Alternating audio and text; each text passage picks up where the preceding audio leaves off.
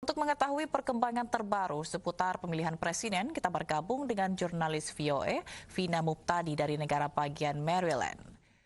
Selamat malam waktu Jakarta, Vina. Ya, selamat pagi waktu Amerika Serikat, Zila. Ya, Vina, penghitungan suara hasil pemilihan presiden Amerika Serikat tahun ini tergolong lama dibandingkan dengan pilpres sebelumnya. Apa penyebab utamanya dan seberapa ketat sebenarnya persaingan kedua kandidat? Iya, memang saya ingat pada Pilpres 2016 dan 2008 lalu kita sudah bisa memproyeksikan pemenangnya beberapa jam setelah TPS ditutup. Namun tidak demikian dengan Pilpres tahun ini yang terjadi di tengah pandemi virus corona. Ini menyebabkan meningkatnya jumlah mail-in ballot atau jumlah surat suara yang dikirim lewat pos di berbagai negara bagian, termasuk di 6 negara bagian yang hingga kini masih belum ketahuan hasilnya. Dan berdasarkan proyeksi VOA hingga Sabtu hari ini ada Joe Biden yang unggul dengan 253 suara elektoral dan juga Donald Trump yang mengumpulkan 214 suara elektoral. Yang paling menjadi fokus untuk beberapa jam atau beberapa hari ke depan sepertinya adalah negara bagian Pennsylvania dan juga Georgia karena kedua negara bagian itu memiliki suara elektoral yang lebih tinggi. Pennsylvania dengan 20 suara elektoral dan Georgia dengan 16 suara elektoral. Kalau Biden bisa menang di Pennsylvania, maka selesai sudah. Dia bisa langsung memegang kunci ke Gedung Putih. Sedangkan Trump jalan untuk menuju ke 270 suara elektoral lebih sulit karena dia harus menang di sedikitnya 3 negara bagian di Amerika. Sedangkan beberapa negara bagian tersebut kelihatan dalam perolehan sementara ini unggul oleh Biden meskipun memang selisih suaranya sangat tipis ya. Ini juga yang menyebabkan media-media dan organisasi masih belum berani untuk meng-call atau memproyeksikan siapa pemenangnya di 6 negara bagian yang tersisa karena masih too close to call, masih selisih suara masih terlalu tipis dan masih banyak surat suara yang belum dihitung. Begitu, Zila.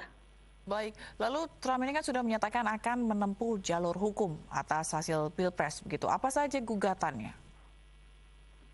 Iya, ada belasan gugatan yang sudah atau sedang dilayangkan oleh kubu Donald Trump terkait Pilpres Amerika kali ini. Perlu diingat bahwa Pilpres di Amerika itu sistemnya berbeda. Ini seperti ada 50 Pilpres yang terjadi bersamaan di 50 negara bagian. Sehingga apabila ada sengketa atau tidak senang dengan hasilnya, maka jalur hukum itu harus ditempuh di level negara bagian tersebut yang dipermasalahkan. Nah, ada belasan gugatan hukum di sedikitnya 4 negara bagian termasuk Michigan, Pennsylvania, Nevada, Georgia. Alasannya juga beragam. Ada yang minta hitungan dihentikan, ada minta surat suara yang datang setelah hari H itu jangan dihitung. Kemudian juga mereka meminta agar diberikan akses yang lebih luas untuk mengawasi pemilu dan juga meminta agar proses validasi surat suara dilakukan secara manual daripada secara otomatis. Nah, sebagian besar dari gugatan-gugatan ini telah ditolak oleh pengadilan dan beberapa pengamat juga menilai bahwa jalur litigasi yang ditempuh Donald Trump ini sulit sepertinya. Dan jangan lupa selain gugatan juga akan ada recount atau penghitungan ulang, yaitu di negara bagian Georgia dan Wisconsin. Kenapa? Karena selisih suara di sana sangat tipis di bawah angka 1%. Di Georgia yang masih melakukan penghitungan selisihnya sekarang adalah 7.000 suara. Meskipun para pengamat menilai secara historis recount ini meskipun memang diperbolehkan aturannya menurut negara bagian, namun sebenarnya tidak akan mengubah banyak. Hasil akhirnya akan tetap sama. Begitu, Zila. Baik, Vina, lalu apakah ada intensitas penjagaan keamanan mengingat gitu banyaknya aksi unjuk rasa yang diadakan atau dilakukan oleh pendukung Trump? Ya, memang semakin kita mendekati puncak atau proyeksi kemenangan, ini suhu politik memang terasa semakin tinggi. Ini ditandai dengan beberapa perkumpulan massa, terutama terkonsentrasi di tempat-tempat daerah penghitungan surat suara.